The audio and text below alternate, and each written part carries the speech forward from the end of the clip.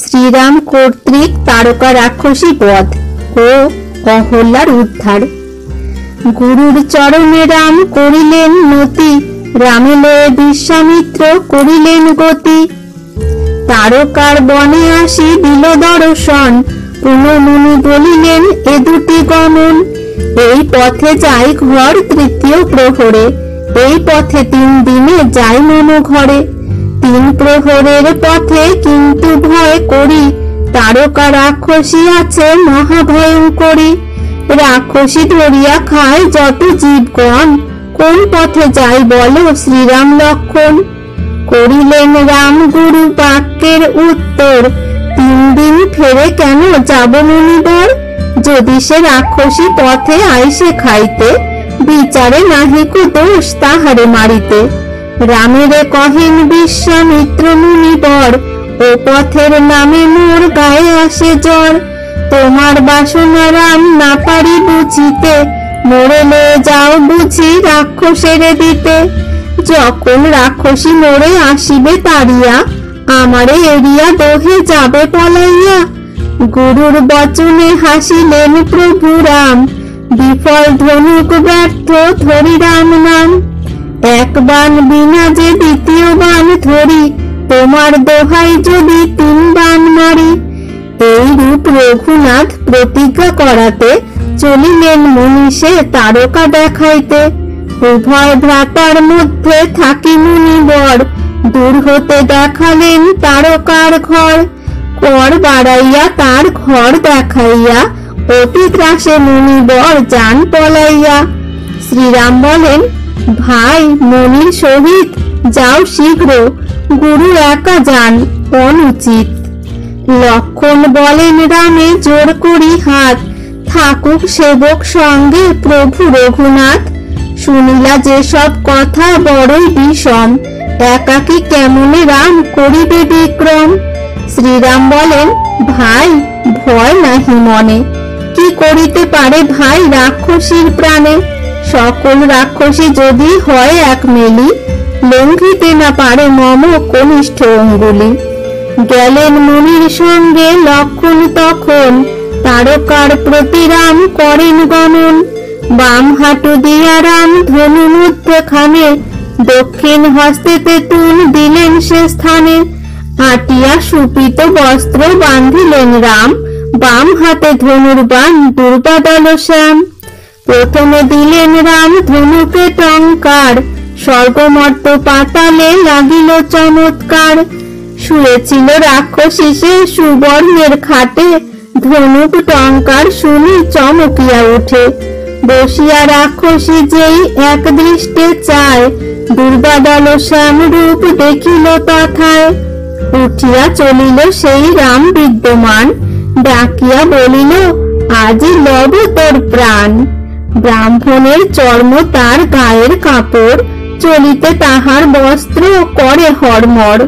ব্রাহ্মণের মুখ তার কর্মের কুণ্ডল, মনুষ্যের মুন্ডমালা করে ঝলমল।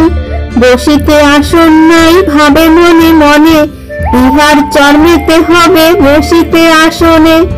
রক্ত মাংস মুনির শরীরে নাহি পাই, অস্থি চর্ম সার মাত্র শুধু হাড় খাই।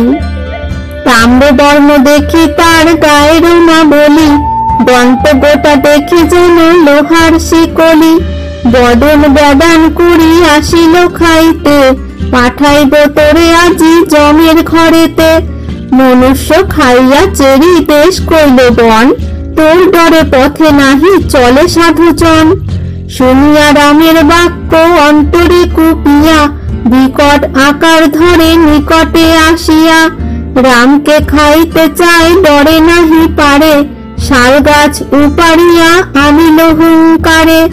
শাল গাছ উপাড়িয়া ঘন দিল পাক, দূর দূর করিয়া তারকা দিল ডাক।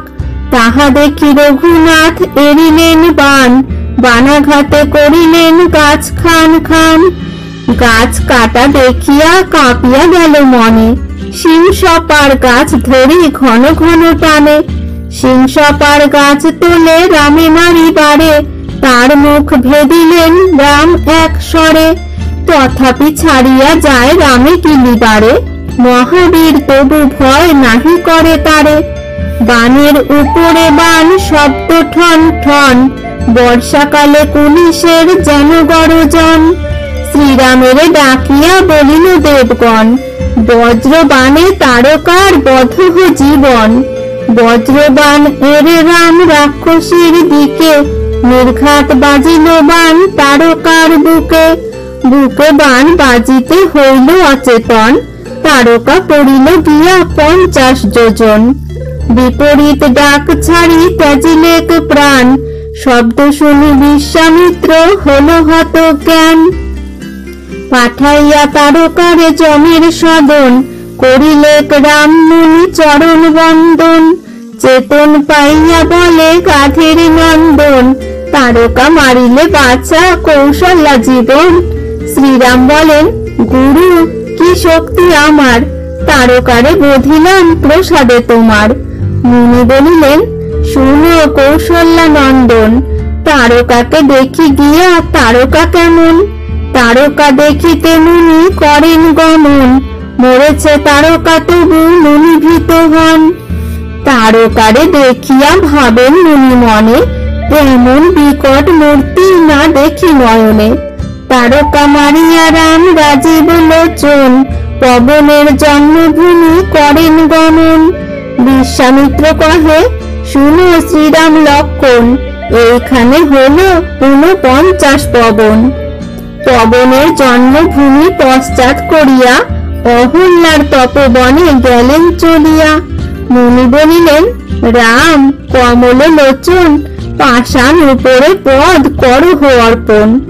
শুনিয়া বলেন রাম মুনির বচনে, পাষাণেতে পদ দিব কিসের কারণে। মুনি বলিলেন, শুনো পুরাতন কথা, সহস্র সুন্দরী সৃষ্টি করিলেন ধাতা। সৃজিলেন তা সবার রূপেতে অহল্যা, ত্রিভুবনে সৌন্দর্য না ছিল তার তুল্যা। করিলেন অহল্যাকে বিবাহ গৌতম, গৌতমের শিষ্য ইন্দ্র অতি প্রিয়তম। একদিন গৌতম গেলেন তপস্যায়, গৌতমের বেশে ইন্দ্র প্রবেশে তথায়। অহল্যা গৌতম জ্ঞানে করে সম্ভাষণ, আজিকে সকালে কেন ঘরে আগমন। ইন্দ্র বলে, তব রূপ হইল স্মরণ, কেমনে করিব প্রিয়ে তপ আচরণ।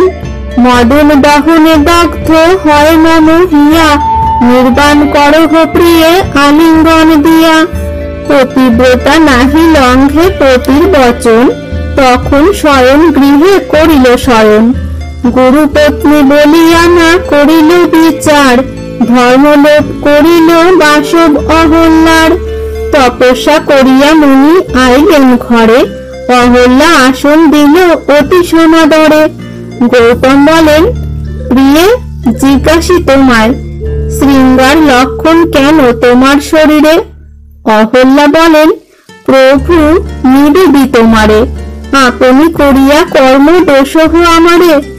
এ কথা শুনিয়া মুনি হেট হইল তুণ্ডে, আকাশ ভাঙ্গিয়া পড়ে গৌতমের মুণ্ডে। জানিলেন ধ্যানেতে গৌতম মুনিবর, জাতি নাশ করিল আসিয়া পুরন্দর। ইন্দ্র ইন্দ্র বলিয়া ডাকেন মুনিবর, ভয়ে ভয়ে তথায় আসিল পুরন্দর। দিনান্তে অভুক্ত মুনি কুপিত অন্তরে, দ্বিগুণ জ্বলিয়া কহিলেন পুরন্দরে। তোকে পড়াইলাম যে আমি শাস্ত্র নানা, এতদিনে ভালো দিলি গুরুর দক্ষিণা। জাতি নষ্ট কইলি তুই ওরে পুরন্দর, জনি নয় হোক তোর সর্বকলেবর। অহল্যাকে শাপিলেন ক্রোধে মুনিবর, কোন মতে তোর তনু হোক প্রস্তর। অহল্যা চরণে ধরি কহিল তখন, কতকালে হবে প্রভু শাপ বিমোচন। অহল্যাকে কাতর দেখিয়া তপোধন, কহিলেন মম শাপ না হয় খণ্ডন। জন্মিবেন যবে রাম দশরথ ঘরে, বিশ্বামিত্র লয়ে যাবে যজ্ঞ রাখিবারে। তোমার মাথায় পদ দিবেন যখন, তখনই হইবে মুক্ত, না করো ক্রন্দন। ইহা শুনি লক্ষণ বলেন, শুনো মুনি, কেমন দিবেন পদ, উনি যে ব্রাহ্মণী। বিশ্বামিত্র কহিলেন, শুনো রঘুবর, ব্রাহ্মণী নহেন উনি, এখন প্রস্তর। এ কথা শুনিয়া রাম কমল লোচন তদুপরি করিলেন চরণ অর্পণ। তাহাতে হইল তার সাপ বিমোচন, আহ্লাদিত শুনিয়া গৌতম তপোধন। অহল্যাকে দেখিয়া সানন্দ মহামুনি পুনর্বার করিলেন পুষ্পের ছাউনি। কৃত্তিবাস কীর্তিবাস রচে রামায়ণ, আদ্যকাণ্ডে গাহিল অহল্যা বিবরণ।